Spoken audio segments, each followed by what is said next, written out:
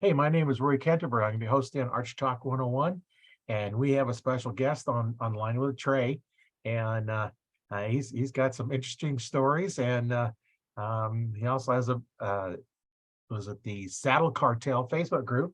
So Yeah. we'll find out what that's all about. Welcome to the show, Trey. How you doing, Roy? It's good to be with you.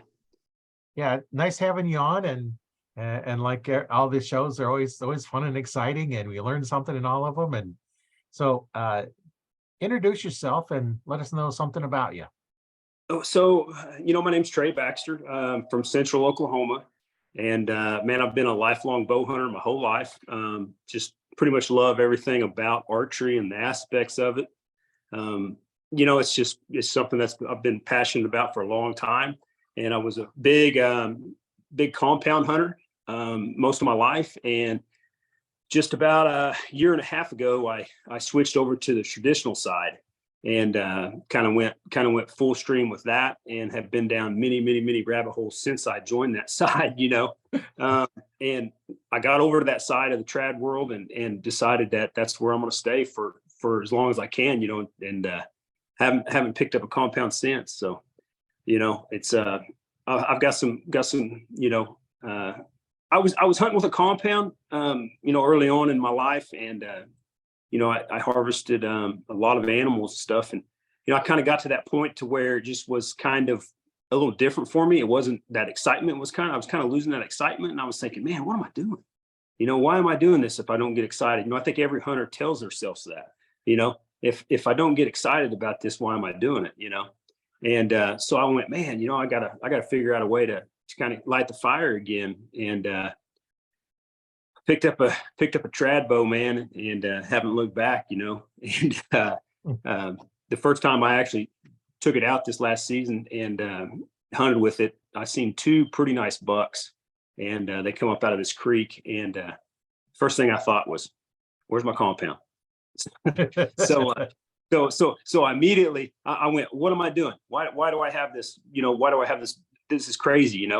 Because with today's technologies and the bows and stuff like that, man, I mean, them compounds are reaching out there, man. Right. Um, and so, man, I started shaking like a leaf, and I didn't end up getting an opportunity that particular day, but I knew right then that's what I was missing. That's what I wanted to feel, was that rush again, like that. And but I knew, I mean, I've loved shooting compounds to the point to where, I love tuning, and I'd go to the TAX, the Total Archery Challenge. I went to the Snowbird Utah one, and we traveled over doing some other ones. But getting into the long distance shooting and stuff was a lot of fun for me, because I like practicing like that. But man, you take that aspect out and you put a trad bow in your hand, and it just, man, the adrenaline level goes up for me. And so I came home, I packed up all my compound stuff that I had, and gave it away, because I knew I would want to go back to it. And I thought, I can always just, buy another one if that's not for me or whatever. So I loaded it up. There was a young man that was trying to get into doing some bow hunting and everything. And I gave it to him and said, here you go, man. And went down the rabbit hole of the trad world. So, you know, and haven't looked back. So it's a lot of fun. I love it. When I Yeah. when I started kind of with the trad bow, I had an old Bear Kodiak Hunter that my dad bought me when I was probably 13 or 14. Oklahoma has a big drawing hunt here, at an ammunition plant. So it's last year they actually killed a 200-inch deer in there with a recurve.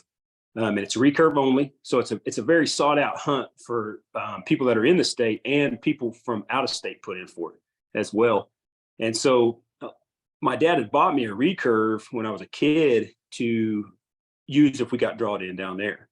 And how in the world I still have that, I don't know. So I took that bow, and that's what I hunted with last year. Stuff like that doesn't ever seem to stick around with me. But I managed to keep a hold of it, and I hunted with that last year, and I got into some hogs, harvested some hogs with it. It's a 45-pound recurve, and I had no idea what I was doing other than I could shoot it pretty good. I got to where I could shoot it pretty good. And I ended up harvesting, half dozen or so hogs with it. And I ended up shooting a hog at 11 yards on the ground. That was, man, my guess was 400 pounds. Big one.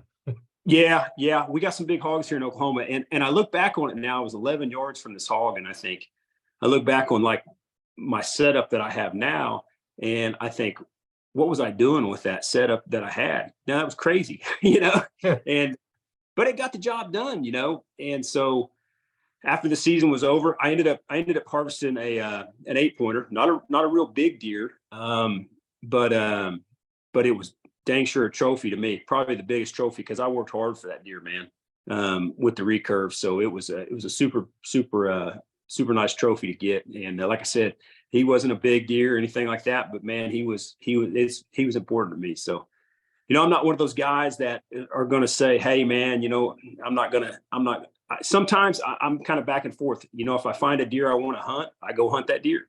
If I don't see a deer, I mean, sometimes it's about the story. Sometimes it's about the things leading up to that harvest and things that happen after the harvest, So I'm not one of those guys that necessarily, just says, hey, this is the deer I'm going to shoot. And if I don't get this deer, I'm not going to shoot a deer. And there's nothing wrong with that. And then guys that just want to fill their freezer, there's nothing wrong with that. I kind of go back and forth, it just depends on the situation and the scenario, So yeah, it's good stuff, So since the season was over, I've kind of upgraded my setup. I got into a DOS recurve, and have used some of these social media platforms. I mean, anything that I've learned about this traditional side of this has been through Facebook and these, the Saddle Cartel Facebook page and different Facebook pages out there that are out there, man. Because I mean, I don't know anything. It's just crazy how much you can learn over the internet now. Oh yeah. And in these groups. Yeah, you get in the right group, and man, they have a lot of good information in there, and they can really help you out. And that's one of the things that we do in the Archery Talk 101 Facebook group is, we help you out. There's no advertising in there, so you don't have to worry about all these ads for all these stuff that comes in here. Right. And if you're having trouble with your form, take a video and upload the video. Somebody's gonna look at it, because we have archery instructors. I've been an archery instructor since '95, but I mostly concentrate on compounds. Right. I can teach you, the basics of a recurve or longbow. That's how I started out in the '60s was, recurve. And right. And then there's people in there, they're bow techs. I become a bow tech in 2001 when I had my archery store. So, I know how to work on bows. Sometimes you have problems with your bow, just upload them. And, and that's where, some of these groups, not just mine, but, because I started that group as well, started this podcast and everything else. But, that's just the thing. It's like, get out in these groups and find out, if you're having a problem with your form and they say, well, practice more, don't listen to them, because they don't know what they're talking about. Just practice more. If you're practicing wrong, you only get better at being wrong. Right. Yeah. So and that's true. So when my dad, he managed to, so he taught me how to shoot instinctive first. So I kind of had, so I wasn't just raw to the ideal of shooting instinctive. I didn't, I think a lot of archers come into, new archers come into where, they're learning to shoot with the sights and the stabilize, you know what I mean? But I learned how to shoot instinctive with a compound. So I shot fingers with a compound, looking at the arrow. And, I got started. I had a little Hoyt. I can't even remember, I just remember when I was a kid going into the archery shop and they took it off the wall and he said, this worked. And it wasn't until probably my third bow that I actually had a pair of sights on it. And it was a PSE, I think, man, I can't remember. It's a PSE something. I actually ended up harvesting my first deer with it when I was 13. And we was actually, so I just started shooting a set of sights and a release. But up until that point, I had never shot that. I'd always shot fingers. And we were walking back to camp. It was a real windy day. So my dad said, hey, let's go still hunt through this little bottom right here. We might catch catch a doe or something like that, So we put the wind in our face and we took off and we didn't see anything. So we was coming back and I actually started whistling. And he said, "What are you doing?" And I said, "Well, camp's right there." I'd already took my release off and actually put it in my pocket. And I said, "Well, camp's right there. I could see camp." And he said, "Hey," he said, "we're hunting." And I said, "Okay, like there's camp." I mean, I could see the campfire. And about that time, a doe stood up and I went, "You got to be kidding me." And I was able to get an arrow knocked and I took a shot at her, fingers. Like I said, I'd already stuck my release in my pocket. So I shot her, shot her with my fingers, and she run right through the middle of camp. I mean, we had a blood trail that was 6 inches from the fire pit, and I mean, I couldn't believe it. And I was thinking to myself, that just goes to show you right there. You just don't ever quit hunting. You don't ever know, I mean, I could see the fire from where we was at. I mean, we weren't 30 yards from camp, Like I said, I was just walking through there whistling. I was done hunting. And man, that hooked me. That I was hook, line, and sinker after that with the bow hunting. I mean, it was all game after that, man. It was game on, So, and we live in a state where the deer population is a pretty good deer population, So we have some pretty nice game laws that allow us to harvest, and harvest multiple deer and stuff like that. So it's good. We're a 2-buck state. So, some guys, will use those 2-buck tags. Some guys won't. Me personally, I haven't filled 2-buck tags in a long time. I usually, if I feel one, it's just because that's the deer I was looking for, the deer that I happen to come across, So a lot of times I leave that second tag for, something that's really going to set me off, keep me in the woods longer. Yeah. Well, here in Nebraska, we have you can get 2 tags each year that allow you to take a buck. Archery is always either sex, muzzleloader is always either sex, and then rifles kind of a little different in there. But they also have what they call the season choice tags, which is depending on the season. If it's archery season, you have to use archery equipment. If it's in rifle season, you have to use rifle equipment. And if it's during the muzzleloader season, which is all December, which is also archery, then you could use either muzzleloader or your archery equipment. And right. Those, they put out lots of those. You're not limited how many of those you can get. Once they run out, but they always have lots of them. So if you wanted 2 or 3 of them, that you'd be able to get them. I know when I had my store, they didn't really have a limit on them, and I know guys that would legally shoot 20, 25 deer in a year. Oh, wow. Because you could just keep getting, and they're 2 deer per tag, 2 antlerless deer. And you would get them, and they had an area that they could do that in. Like, I've never had an area where I could shoot that many deer out of it, but yeah.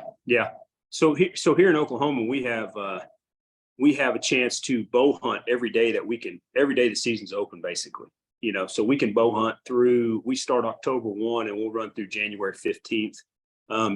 Back when I was younger, there was a 2-week break before rifle where you couldn't even bow hunt. And then you could pick it back up. But now it's open October 1 to January 15th. And so you could harvest a deer with a bow, any of those. So I think that's another reason why I'm drawn to the bow hunting, is because, you can get out there in the woods, earlier and you can stay later. It's just one of those things where you have an opportunity to spend more time in the woods, and, my dad, he wasn't, he was a really good hunter. He was a rifle hunter when I was early on, and he would bow hunt to scout for rifle season. That's kind of how he got into it. He would get in the woods early season, but it was only to scout for rifle season. And then when I got into, he started kind of seeing that bow hunting was going to kind of be the direction that I was going to go. He kind of picked up the bow a little bit more. And then, of course, we got into the competition side of it, and we started shooting, we started shooting a lot of 3D tournaments in the off season and doing stuff like that, really just to get out there. And, after that, he was actually hooked on bow hunting just as much as I was, so it was great because I always had a, we were good friends, good buddies, got along great, and it was always good to have that companionship, in your hunting partner, and so it was cool, man. So he used to shoot Matthews and I shot Hoyt. So it was like Ford and Chevrolet going back and forth, of course. So yeah, so that's kind of how we got into it, man. And we started traveling and shooting 3D. And I'll never forget the first 3D tournament I went to. I think I had a dozen arrows in my quiver, and I think he had a dozen arrows in his quiver. And when we left, back then you shot 30 targets. And when we left, I think I had 3 arrows, and I think he might have had 3, or 4. But we were going, oh my gosh, that was so fun. We got next weekend, we're going to go here next week. And man, it just, but we had to become better shots because we couldn't afford the arrows, So Yeah. they were going fast, So then it turned into, you'd only take 3 or 4 arrows in your quiver, it was no big deal, But like I said, I shot for a local shop here close to where I'm at for a little while as a kid.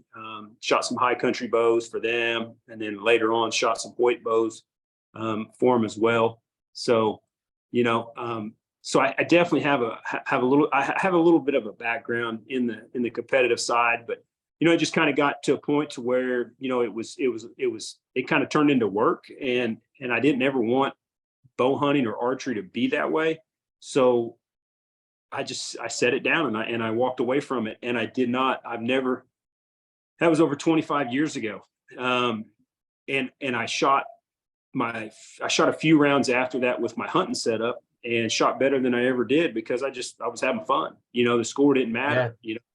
I went from having a good time walking off the course with 3 arrows left out of a dozen to where if I wasn't 4 up, I was upset, and I was like, man, this is not what it's supposed to be like. Let's rethink this, So I walked away from it for a little while, and just up until recently this year, I kind of stepped back, and I have to be careful because I will let competition consume me, and I mean, I'm just like anybody else that gets into it,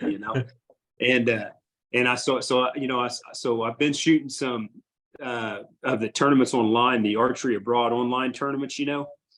So I've been shooting a few of those, and then I've been shooting a few fun rounds at the 3D course and stuff like that. I haven't just dove off in it yet, but I've been shooting that with my trad setup, and stuff, and I think kind of what got me into that was just seeing some of these guys getting out there and doing it on these Facebook pages and stuff like that, and I thought, man, I'd like to try it out, and two, I felt like last year when I was hunting with a trad bow, I'd work my tail off, man, and I would shoot and I'd practice and I'd practice and I'd practice, and I'd go hunting on the weekend and the deer would walk out there. And I mean, my famous last words to a good buddy of mine were, I'll never shoot high. I'll never shoot over the top of one, because that's just with the recurve, I just said, I'll miss low if anything.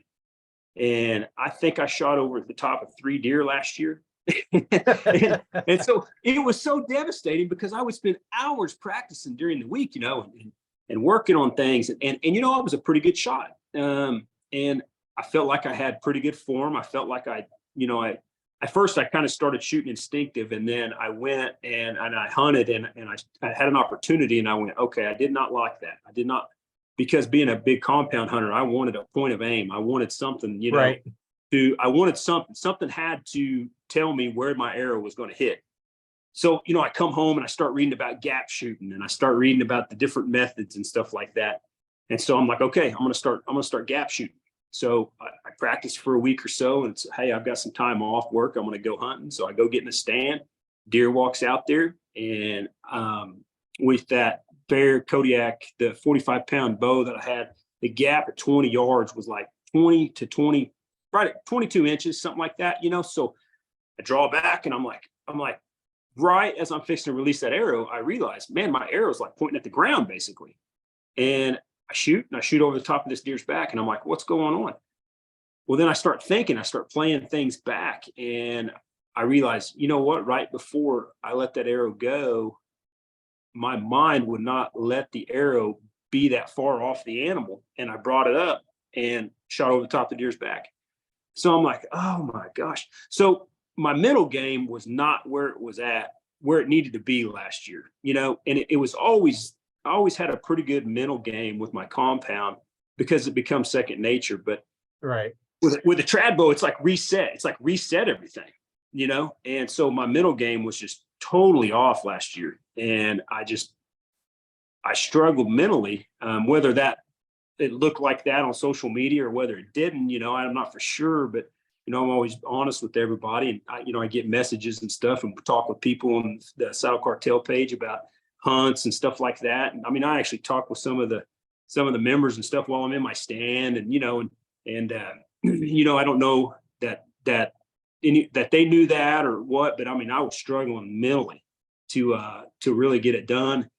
And like I said, towards the end of the year, I harvested a small 8-pointer, and that deer, that was probably going to be my last opportunity with my recurve, and because rifle season was fixing to start the next day, and I actually decoyed that deer in, and so I was in a spot, kind of in a little lane, and these deer would come check these acorns, and they were rutting a little bit, So that acorn tree was 30 yards. Well, I thought 30 yards when I got in last year when I started hunting with a recurve. I thought 30 yards. Well, I can get efficient enough to shoot a deer at 30 yards with a recurve.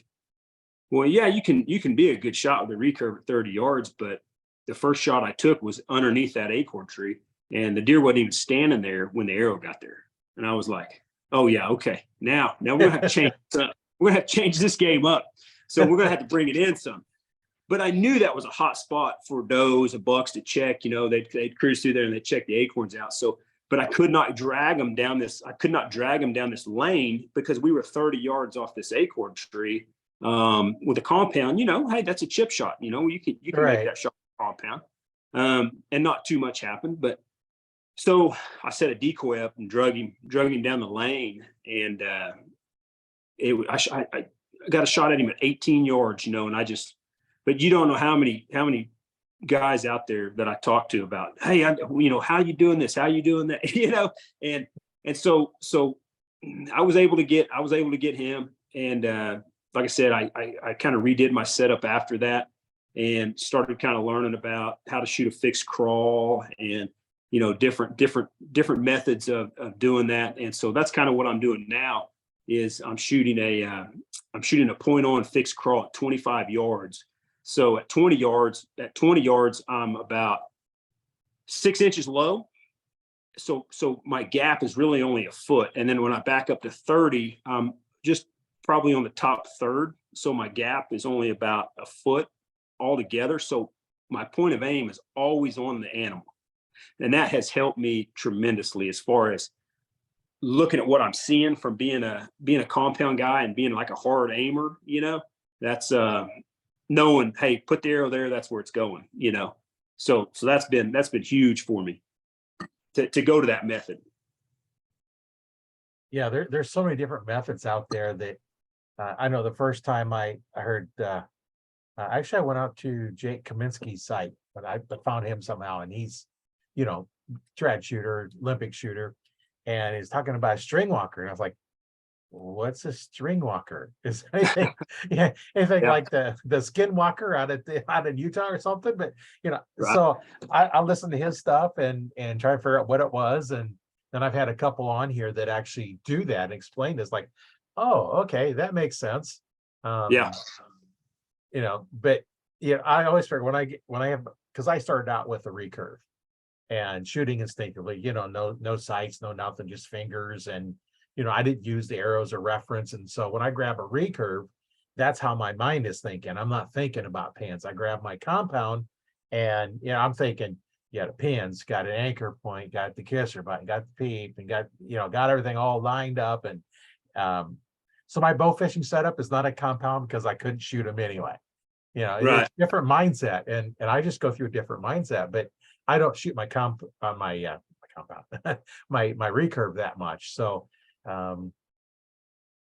just, I've kind of lost the good skill I had of hitting what I'm shooting at, but hey, and pick it up, and something you can always learn back again. Oh yeah. Yeah. I think it's important, for an archer to kind of set goals for himself every season. I kind of, that was me. I just kind of, every year I think before the season, hey, what do I want to try to achieve this year? And if I've got a 150, 160 inch deer running in my place, then, my goal might be, hey, I'm going to harvest that deer, or, if I'm, so here a while back, I got to, I was gifted back a bow. My dad had passed away a few years ago, and I was gifted back a bow that he had. It was probably, oh man, I think this Matthew was like made back in like 1996. It was like the second one I think that they had made, second or third year they were out, and he had given it to a gentleman, and he gifted it back to me. And we fell in love with archery so much that 2 weeks before my dad passed away, he said, hey, go put some strings on that thing and get some sights on there for me, and I'm going to get back in shape, and I'm going to start shooting the bow again. And so I did, and he never made it that point. But so I took that. One of my goals was I was going to go out and I was going to harvest a deer with his bow. And this, I think, like I said, it was 1996. I think that this particular Matthews came out. And I was able to go out and get my saddle and set up and harvest a deer with it, and I thought, man, that's cool, And so last year, my goal was, to get one with a recurve, and then I was going to try to harvest one with his bow and then my bow. But then so I started out with the trad bow, and I realized, man, this is going to take the longest, So I kind of abandoned that and just said, hey, I'm just going to go with the recurve. But from year to year, you don't know what I'm going to do, as far as just trying to keep it interesting, So, Yeah. it's and that's one thing that the saddle hunting does. I know there's guys out there that are strictly hardcore saddle hunters, and that's all they do. Me, I like getting in a saddle, and I like saddle hunting. And I was the guy that tried not to like it. I tried not to like it, and I was a big stand hunter, and I had a good friend of mine that introduced me to it, that I actually hunt with still today. And he's like, hey man, you got to check this out, and I was like, man, what are you talking about? I was like, you kidding me? I was like, I ain't doing that, and I started off, just like a lot of people, man. I found an old Hawk Helium saddle and platform, and and I started off as cheap as I could, and to try to get into it and see if I liked it. And I realized real quick that it was definitely a tool that I needed in my arsenal. You know what I mean? And so I'm fortunate enough that we have some private ground here in Oklahoma, and so we had ladder stands set up, we had platform stands set up, but what we started noticing, we had those stands set up where we would take the kids hunting, and we knew they were going to see deer. They knew they were going to have an opportunity, but we caught ourselves, graduating away from those and getting more into the saddle hunting to be mobile. And, there's all kinds of ways to do it. It's personal preference. You could stick up a tree, you can one stick, you can, have multiple sticks with aiders, different platforms, it just kind of depends on how you do it. So with me hunting private ground, weight is not necessarily as big an issue as it is with some of these guys that are going into this big public ground. Right. And they're going miles back in there. They want to be as light as possible. With me, and I have some stuff that, that I use for stuff like that when that opportunity arises, but, weight's not definitely not as big an issue for me as it is for those guys. So I set up a little bit different, sometimes I will just I do a lot of presets. I pick up, platforms throughout the year, different brands, different models, and what we'll do is we'll go in and we'll do a lot of presets. And so that way we've got just basically our platform, like a podium platform. And we've got, 3 sticks with maybe a single aider on them. So we're getting, where we're at, we don't have to get any higher than 12, 15 feet, just where the canopy's at and stuff. So we don't have to get super high.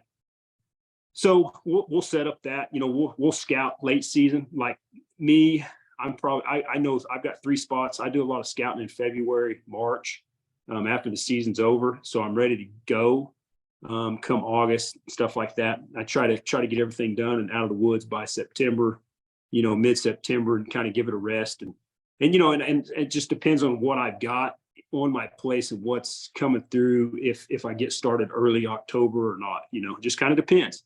But like I said, and then I kind of have a 1-stick setup that I use for when I'm chasing acorns or when the rut starts and we have a little pocket of deer. If we have a little pocket of deer that's hitting this spot over here, maybe the neighbors put a little pressure on them over here and they've kind of changed here. Instead of breaking down, a full setup and everything, we'll just use a 1-stick. And we'll just use that.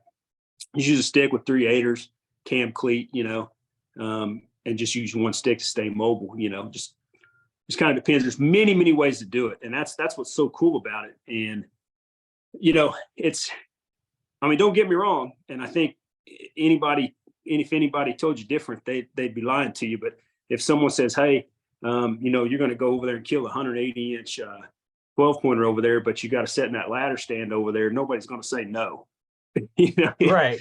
You know what I mean? So, I'm not against that kind of stuff. And matter of fact, this year, I'm actually going to use a kind of a hybrid setup. So that was one thing that I noticed hunting out of my saddle last year with my recurve was that it's different. So with a compound, it's a little bit more forgiving in the saddle, but hunting with, so I could practice. So in my practice range in my yard, just for convenience, I have a ladder stand set up.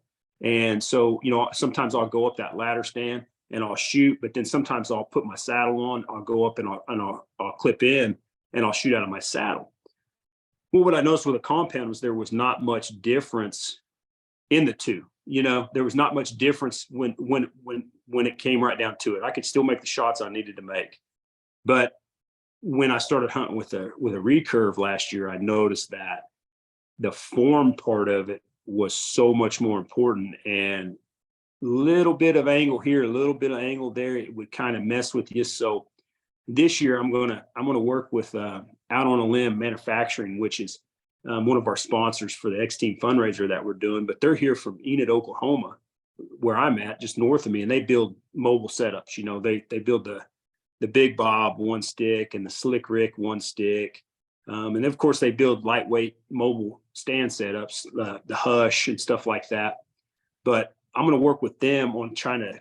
They're kind of a custom shop too, man. They'll kind of modify and kind of do things that you need and stuff. So I'm going to work with them on trying to get a setup that's kind of a hybrid setup for me that will, I think, benefit me with saddle hunting with a trad bow. This year. So it's going to kind of be a hybrid, kind of a stand, kind of a saddle kind of setup. What makes it so for me, I want to take my strong side and turn it into my weak side, basically. So me hanging in the saddle facing the tree, my strong side would be to my left, being right-handed archer. Right. And so what I want to do is I want to be able to have a platform and have a situation where I can turn like I would be in a tree stand, but still be in my saddle, facing away from the tree. And then my strong side would be to my left. Does that make sense? It's kind of hard to explain. I've got this vision that I need, and there's some guys out there that are doing this, that are running these hybrid setups, and most of them are trad hunters, and I think that has a lot to do with the how critical your form is, Right. Yeah. And so with the saddle, then you generally will face the tree. Yeah. So as you're facing the tree, right-handed shooter, off to your left is going to be where you're going to shoot. You're not going to shoot to the right. And you want to be able to take with the saddle and turn around so your back is to the tree so you can shoot to the other side. Right. So with a compound, a weak side shot is fairly easy. And there may be some guys out there that can do a weak side shot, which would be on your left side with compound. So for me, a compound's a lot easier to make a weak side shot. with the trad setup, I found that it's a lot harder for me to do that. So what I want to do is I want to be able to turn around and basically put my tether across my shoulder and face away from a tree like I would be in a stand. Kind of have the best of both worlds.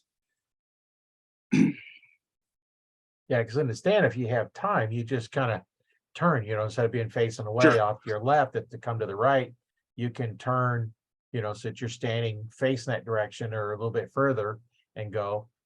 Generally, I try to set up so that I can go a little bit more to the left easier. So I try not to have right hand shots, but the deer don't always follow the script.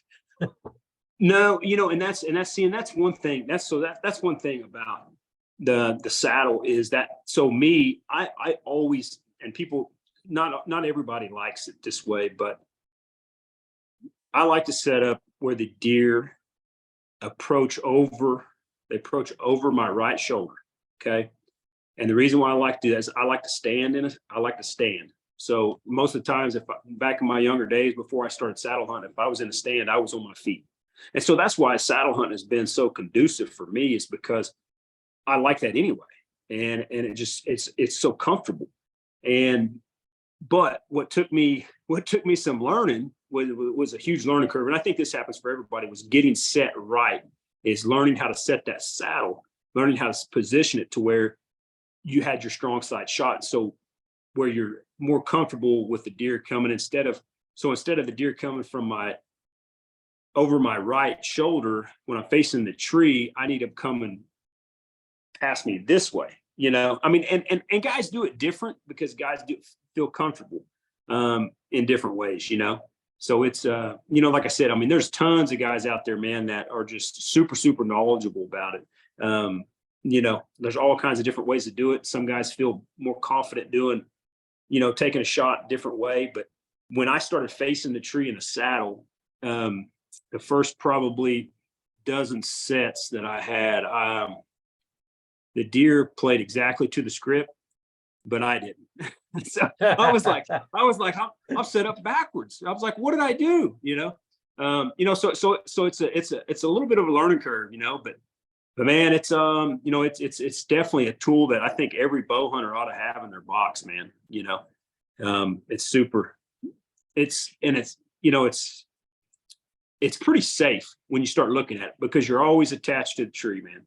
On your way up, on your way down, if you do it right, you should always be attached to the tree. So it's a pretty safe method as well, And some guys will sit all day. Some guys, they have single panel saddles. They have double panel saddles. They have guys that have back bands, that help, with the stuff like that. And guys that are doing stuff that spread your bridge, so you can, not hip pinch doesn't affect you and stuff like that. I'm fortunate enough, man, that none of that really bothers me. So I get that. I get my tether, man, and I get my bridge adjusted where I need it to be, and man, I can sit there almost all day. I mean, it's comfortable for me. Yeah, each one of us is, a little bit different what we like, and I know in the ladder stands and the hang-on stands, I prefer to do as much standing as I can. I'd sit, until about time, and then I'd stand, because you have a lot more flexibility. If you're sitting down, you basically have a small angle that you can shoot at. Standing, you can twist at the hips and stuff to get those shots. And if you're sitting down, I did one sitting down one time, and didn't realize it was going to hit, but my lower limb hit the stand, and the deer was like 10 yards away, and I missed it by 5 feet low. Right. Yeah. It's like, what? And then I realized, okay, it hit. But standing, I wouldn't have done that. So right. I like to stand, but as you get older, my knees don't like me standing for long periods of time in one spot. I hear you. I never thought I'd be saying that, but I hear you. That's like this Oklahoma heat, man. It's like about ready to kill me. It seems like I can't take it like I used to could, Yeah. And so that's kind of where, so I got into saddle hunting. It's been years ago, and like I said, I was one of them guys that didn't want to like it, but then when I got into it, I realized there was nothing not to like about it, that it was definitely something I needed. So of course, just like anybody else, I just got out on the Facebook pages and I started researching and I started looking and stuff like that. And it seemed like there was a lot of information scattered everywhere.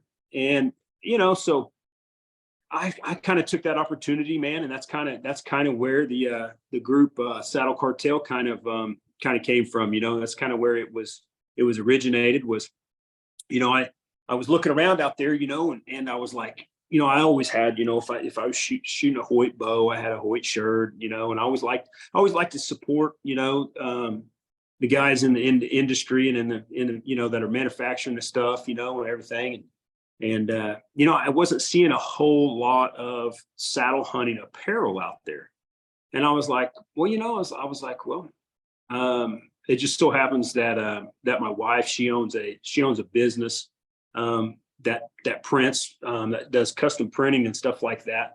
And so I just took that as an opportunity to kind of use that as a vehicle to kind of kick off the Saddle Cartel brand and apparel, and it originally just kind of started small. And I thought, hey, I'm going to put this out there, and man, at the end of the day, I'm going to have me some shirts and a few hats that I need or that I'd like to have, and I be honest with you, I never thought that it would probably get out of Oklahoma. I thought, be some local guys that'll jump in there and it'll kind of take off maybe around here for a little bit. And, it actually took off more nationally faster than it did locally. It took off. I mean, it took off. It blew up fast. I threw some of my designs out there on some of these other Facebook pages and stuff like that. Some of the stuff that I did. And, I started getting messages on Facebook and all kinds of stuff. And I thought, man, okay, so I might have something here. So I started the Facebook page and kind of started posting up pictures there and stuff like that. And I'll never forget, man. Like the first week, it was like there was like 20 something members there, and now we're going to be bearing down on like 5,000 members pretty quick. So it took off. And what's been cool about the page and the group is it's just a positive vibe, man. You got it. To me, Saddle Cartel is the world where archers come together, bow hunters come together, and not just trad guys and not just compound guys. There's a great group of compound guys in there, because that's what I was doing when I started. I was hunting with a compound. And actually watching some of these guys join this Facebook page that were into the recurves and into the longbows and stuff is kind of what I was like, man, I want to try that, So that kind of influenced me to go the direction I did. And so then the trad side of Saddle Cartel was kind of born. And to me, it's just a great place where it's a great mix of people that are willing to help, positive vibes all the way through, man. And it's growing every day. We're gaining about 100 members, 150 members, every week, and sometimes it's going so much that I can't keep up with it, but what's cool about it is the relationships that have been built in this group. I talk to guys on a daily basis from across the country, and I'd never in a million years would have thought that I'd be connecting with bow hunters from all over the world like this. And it's super cool. Just kind of like what you do, you're reaching out with people from all over, it's super cool. Yeah, I've got members in there from all over the world and countries that you only know where it's at if you Google map it. Yeah, that's pretty neat, man. It's been cool to kind of see and talk to these guys on the page. When I first started it, I would just do everything on the Facebook page. And I didn't have a website, or I didn't have anything like that. And I enjoyed talking to these guys every day about, and during their hunting, during their hunting season, hey, and kind of learning how they hunt, kind of learn how we hunt. And it's so different how so many different people hunt, across the country. And, I have built a lot of friendships, a lot of relationships. And I know people that, I know that they're talking to this guy and this guy, and they're saying, oh yeah, I talked to such and such the other day. And it's just been a really positive group. and it's really growing, and it's really cool. And it was really just kind of made for a place where people could, advertise what they were doing and have a good time in there. And they do, and it's been kind of neat this year because it's kind of morphed into, so here about August, September, it'll start kind of transitioning back more towards saddle hunting. And then in the off season this year, it really morphed into a archery page. It kind of was, like I said, the best of both worlds. So if guys are getting out and putting pictures of themselves out on the 3D range in their saddle cartel, shirts and hats, and a good group of shooters, man. And so it's been cool that it's kind of dual purpose, so it's not just going to sit idle all year until the hunting season picks up, Yeah. It's super neat. Yeah, there's so much information that we can provide and we can consume from the members in a group, like yours, or mine, where they have a lot of information, a lot of experiences out there. And that's the fun part, is trying to figure out what I can change to get a little better. Right. Yeah. No doubt. It's, and that's one of the things, man, is that, it's, if someone's out there that needs help them, drop the advice on the Facebook page. I learn things on there all the time. I see guys that are using, they're using this knot, or they're using this rappelling device, and I'm going, okay. So I would say, that was kind of what started me down the rabbit hole. That's when I started going down rabbit holes, was with saddle hunting, because there were so many different ways to do it. And then that just continued on with the trad world. So, it just, it continued on with the recurve, just like the other day, I was out doing some tuning, which of course I have basically learned how to tune a recurve basically from these guys on the Saddle Cartel page, that I just reached out to and just said, hey man, look, okay, this is what I'm thinking about doing, Then I had seen them guys participating and offering information, to other guys. And I was like, okay, this guy's a big traditional guy. I need to reach out to him, and, and I took off tuning my bow, and I was going to really concentrate on brace height. I was going to play with brace height, that I was going to play with tiller, and did all these adjustments and did all this change, and boom, ended up right back where I started. I was like, well, why did I even do that? So it's just one of them things, but saddle hunting is kind of the same way. You can go down so many different rabbit holes, that it's just an ongoing deal,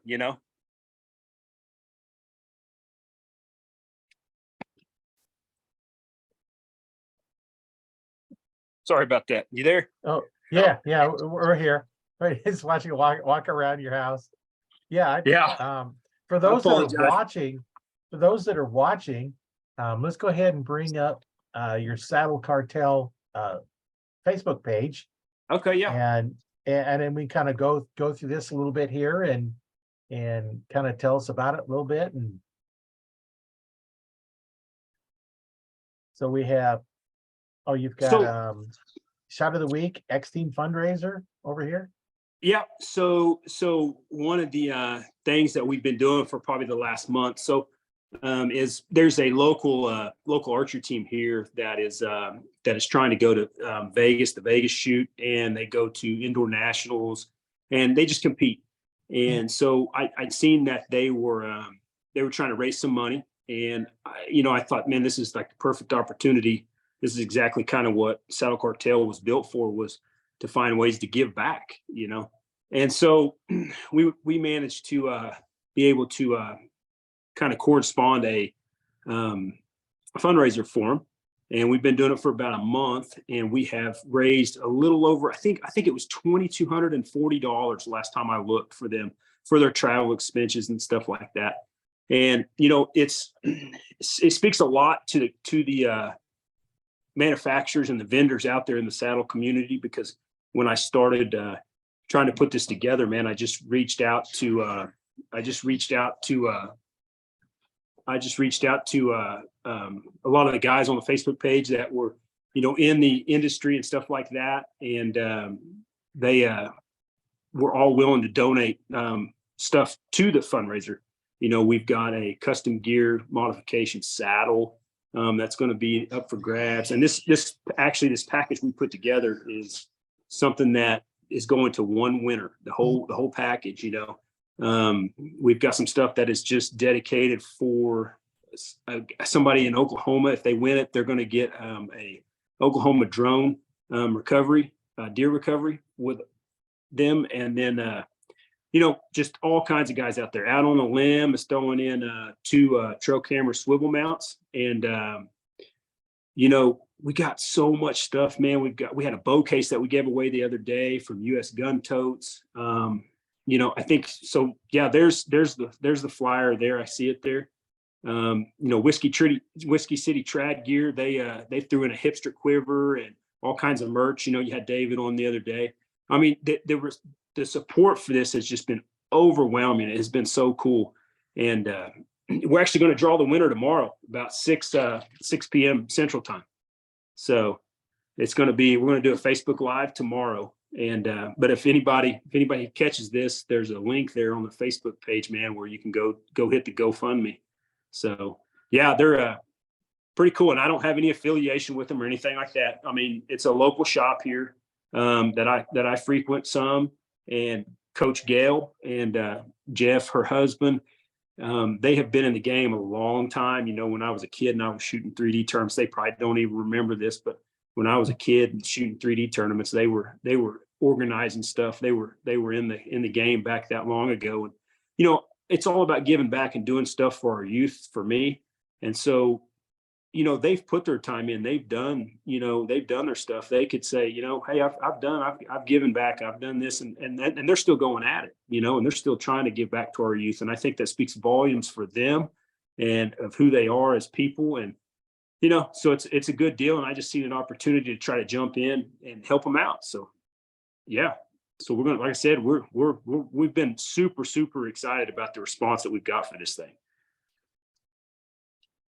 Yeah, that's always good when you help out and raise over $2,000. It definitely helped with a lot of travel costs to get all the kids down there and meals, and that's a huge expense when you have to go to these events and pay for them yourself, and it can add up. I say it all the time, when of course the archery classes and stuff that they have in school and everything, I always tell everybody, if they'd have had that when I went to school, I might have went to school. I might have made good grades, like I said, we've got Serious Archery. They donated half dozen arrows. I mean, we've got Innovating the Outdoors that is donating one of their 3D printed. That's one of the big things in saddle hunting is, 3D printed stuff is real big, bow hangers and stuff like that. It's all about getting that weight down. Vital Ground Outdoors, they're going to do some aiders and some rope mods and some PSHs. And, so yeah, we've got, pretty much whoever takes this package home is going to have pretty much just about anything they need to get going in saddle hunting. Yeah, it sounds like it. Get them all set up and. Yeah. Oh yeah. Yeah. And then, we've had T&K donate a bino harness. And, I was actually in a stand, or actually in a saddle, and I was real disappointed in my bino harness that I had, because I had my bridge and I was struggling with it. And I actually jumped on the Saddle Cartel Facebook page and asked, hey, listen, let's talk about bino harness. And, a lot of guys recommended the T&K bino harness. So I jumped on, ordered one, and actually had a friend of mine pick it up at my house and bring it to me. And I got to use it that hunt trip. And I was like, where has this been my whole life? Yeah. I was super happy with it, and it just fit in my harness and stuff like that.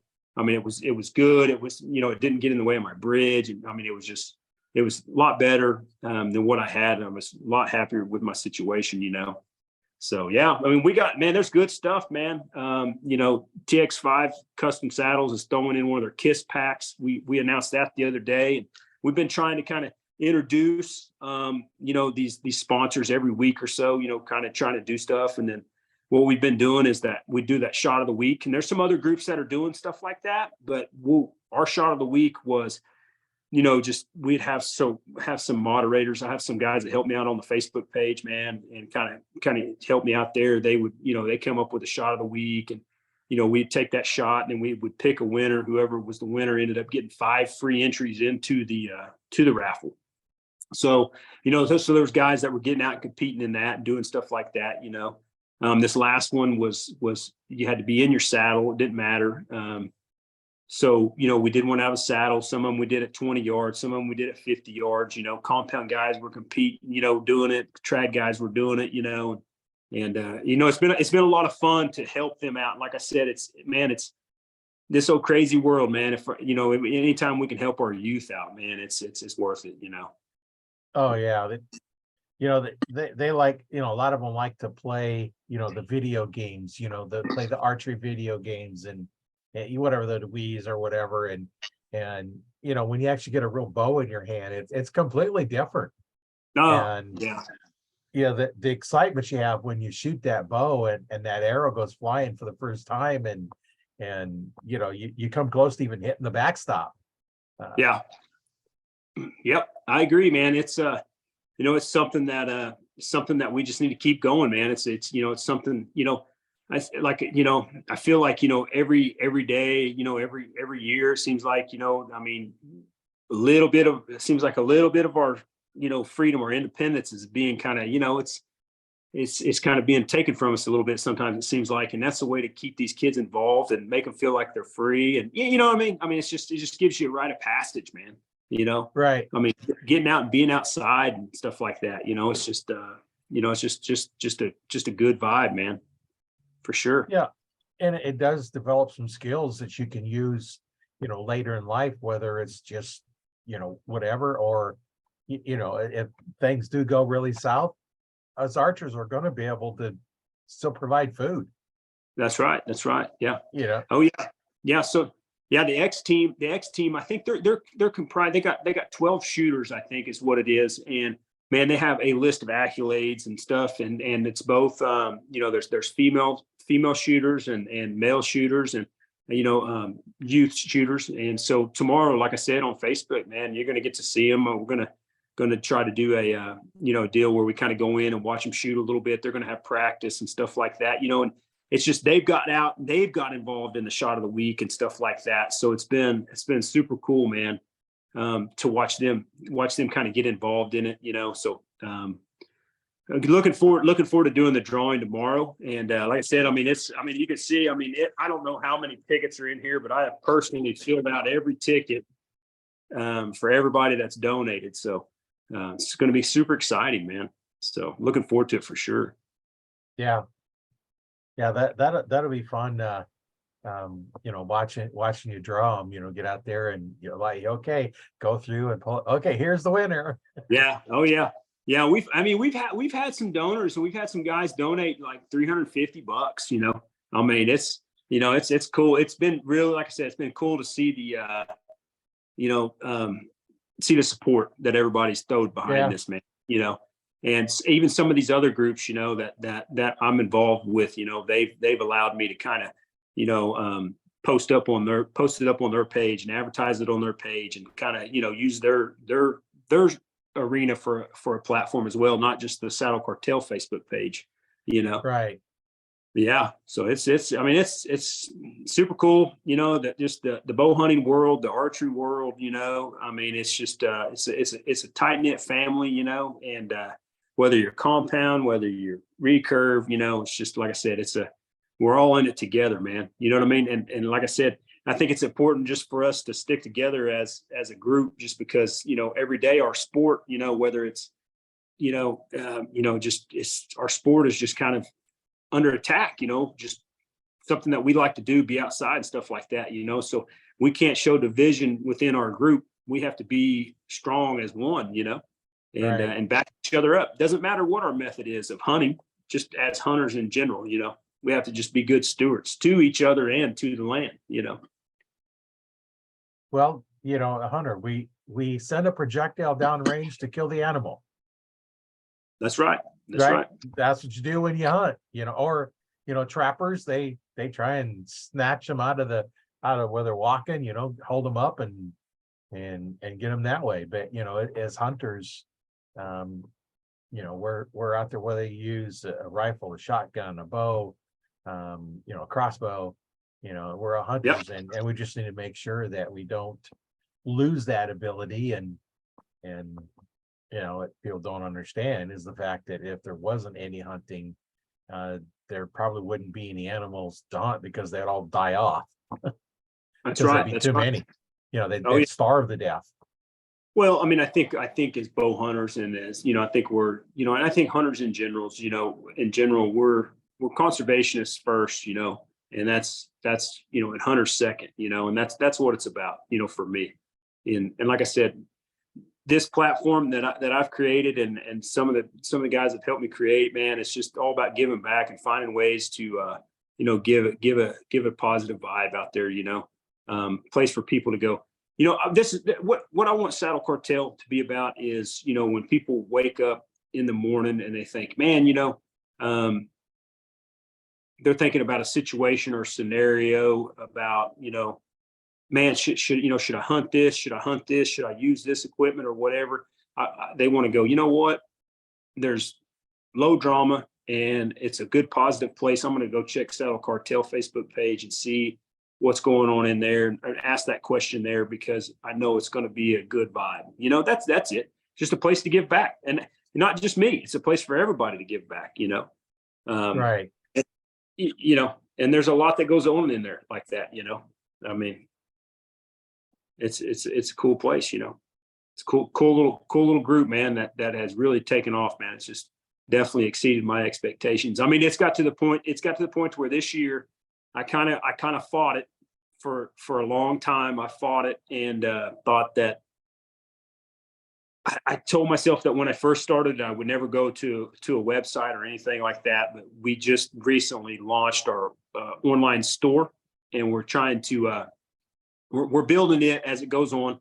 Because, like I said, as you've seen, I'm just not a computer guy, so it's definitely all a learning curve for me, and.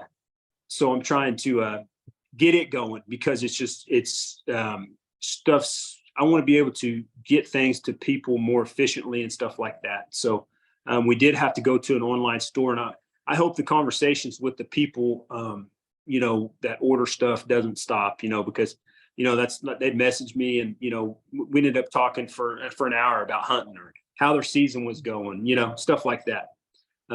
So I hope that don't stop, but I did have to launch an online store instead of just doing things on the Facebook page. We'll do some of our custom stuff that if we have any one-off stuff, we'll probably do it on the Facebook page as well.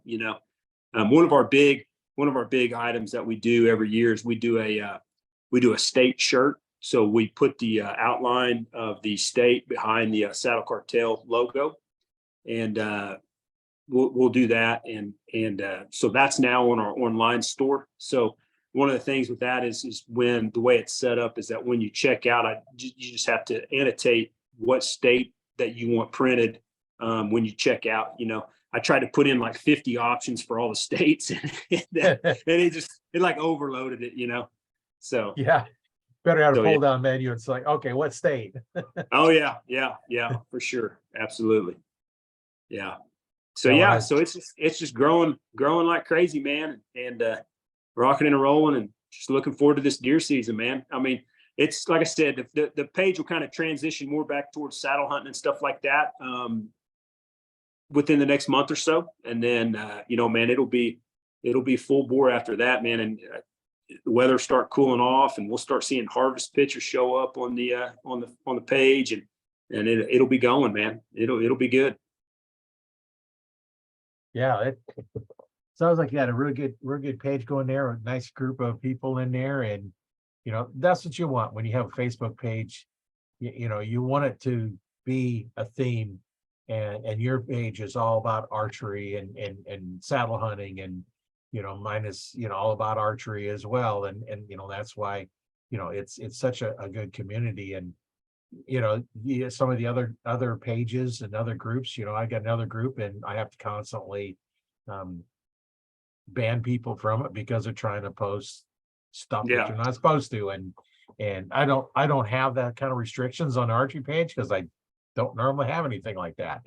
So Yeah. Yeah. you know when somebody comes in and the first post is they want to sell a knife or a shirt or something, it's like, yeah, no, you're not doing that. Yeah. Yeah.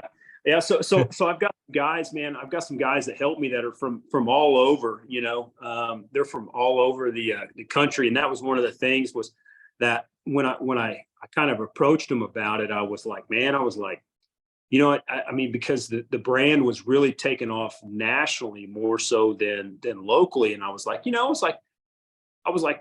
why can't I reach out to these guys and ask them if they would help? They were involved early on and stuff. And so, I've got one guy local here. So Marcus Sokup, he's one of the moderators on the page, and he's here about 3 hours north of me. And he's about 3 hours north of me. And can you still see me? Did I lose you? Yeah, no, I can still see you.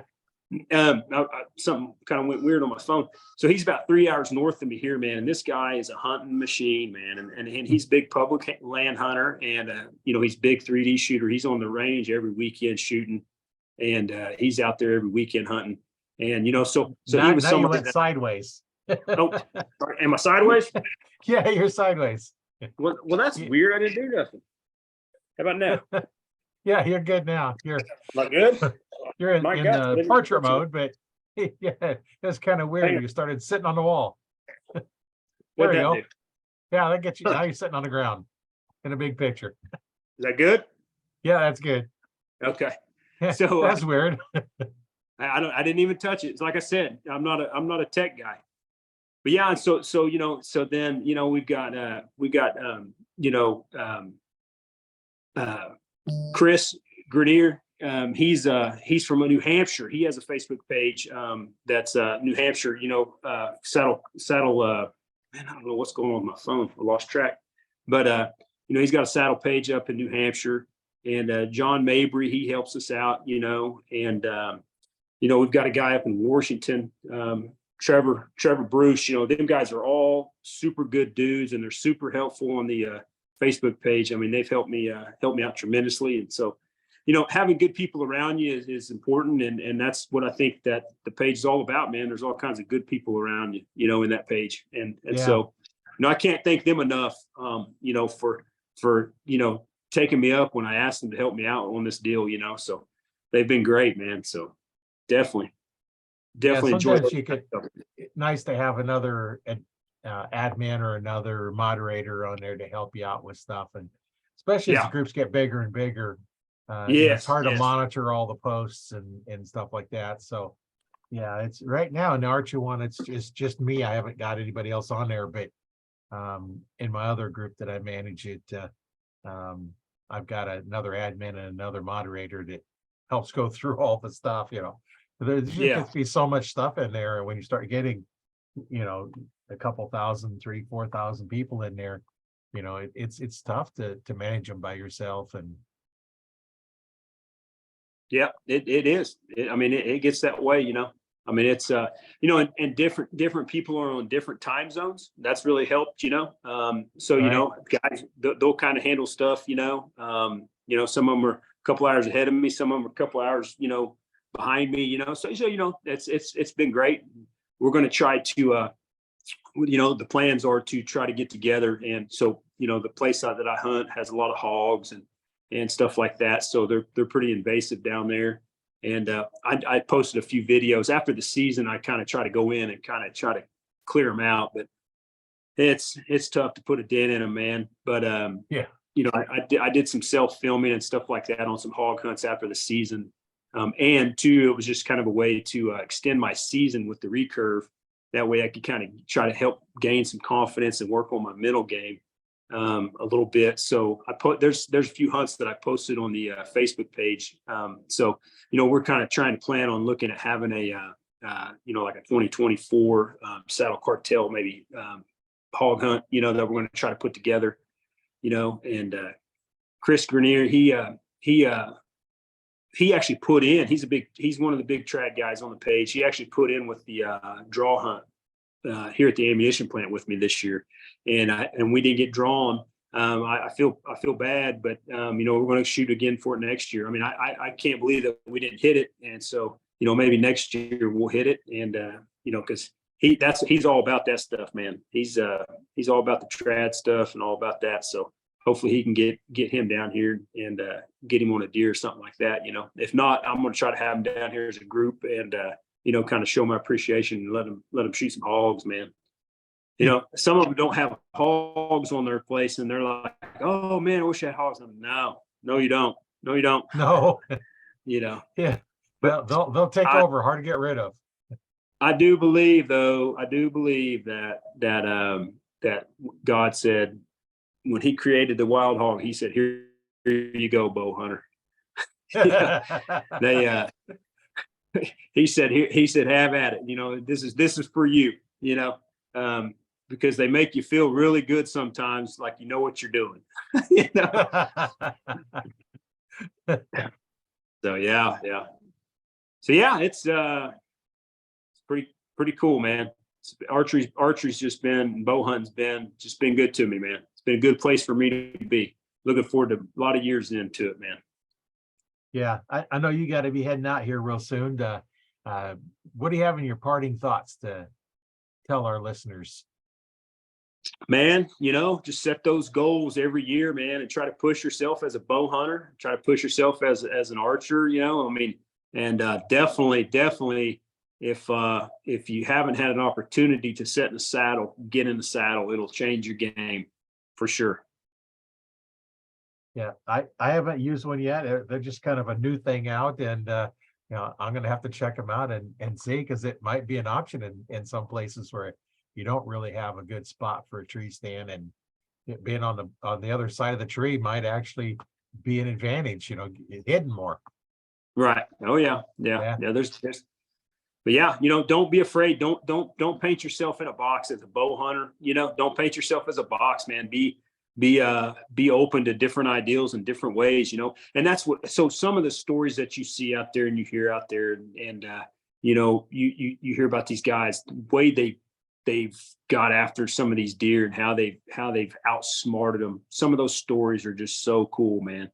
So these guys, they adapt and overcome to harvest these deer. And, that to me, that's really cool. And so don't paint yourself as a box, man. Stay open-minded and, that good things will happen, for sure. Things are constantly evolving, just evolve with them. And that's kind of sometimes I think the fun thing is things changing and trying to do something different. I get bored if I do the same thing over and over. So. Right. Oh yeah. And that's one thing getting into saddle hunting has done for me, is it's kept it, I've hunted arenas and I've hunted opportunities that I would have if I wouldn't have got into saddle hunting. I've got an 80-acre plot, that we hunt, and it backs up some more of our property. And there's one side of it that was logged years ago, and you just never could put a stand in there. There was nothing really that was conducive for a stand or anything like that.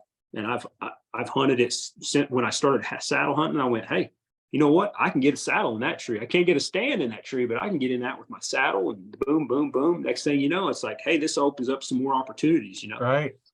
So yeah, just be open-minded, man, and don't be afraid to adapt and overcome. And like I said, if you haven't gotten to hunt in the saddle, man, give it a try. There's a lot of good ones out there. You just got to start somewhere and just kind of jump into it and get after it, man. And if you need help or anything, jump on the Saddle Cartel Facebook page, man, and ask some questions. And those guys in there and myself will hook you up with whatever knowledge we got, man. Sounds good. It's been great having you on. I learned a lot about the saddle and other things in there. And, I learned every podcast, I learned something out of them. And, I get to hear some cool stories and, just talk about archery. It's been a lot of fun having you on, and the more I talk to archers, the more I know that, hey, we're just one big family. And, That's right. if you want to have an immediate friend, just carry your bow around. The Yeah. bow hunter's going to find you and come up and Yeah. start talking to you. No, yeah, for sure. Absolutely. You That's a good way to put it. Yeah, or wear a hat, that advertises, the bow. I have a couple of Yep. PSC hats because I was a PSC dealer, and wear that. It's like, and sometimes nobody's gonna know what it is unless you're an archer. That Yep. it says PSC archery on it, but who's going to really read it? But an archer's going to see that PSC and know that, hey, you shoot a PSC, or at least Yep. you did. Oh yeah. Yeah, for sure. Yep. I agree for sure. Yep. Well, Yeah. And hey, man, I tell you what, before we go, man, like I said, man, if anybody, has any comments or likes or anything like that, man, we'll pick one lucky winner, man. And I'll send them a shirt or a hat, one of the two of their choice. yeah, that'd be good. And how you want to do it? We'll go out to the Saddle Cartel and make a comment that you watched the show, or how you want to do it. Yeah, that'll work. Just maybe, I tell you what, go to the Saddle Cartel Facebook page and mention that you watched the podcast, and we'll pick a winner from that. Sounds good. And I'll leave a link in the description for the Facebook group. But you can always just type in Saddle Cartel and it should pop up. And those that were watching, you can see, you got a compound archer hanging off a tree. Yep, So yep. you're in the right spot. Just go ahead and make a That's comment right. that you listen to us on there, and hey, get yourself a hat or t-shirt or something, and that'd be cool. Yep, absolutely. Yep, for sure. All right. Well, Yep, my name that's is what it's about. And hey, and you guys out there, if you have a chance to mentor the youth and anything like that, man, take that opportunity. Don't pass it up, man, because they need it. Get a kid outside, get them outdoors, and get them involved, man. Yeah. That's always get the kids out there and involved. Yeah, absolutely. Well, my name is Rory Canterbury. I've been your host today on Archery Talk 101 with Trey Baxter on the line here, talking about archery and shooting out of a saddle. And it's been a whole lot of fun. And stay tuned for the next one. We got some more exciting guests coming up. So make sure you stay tuned and follow us.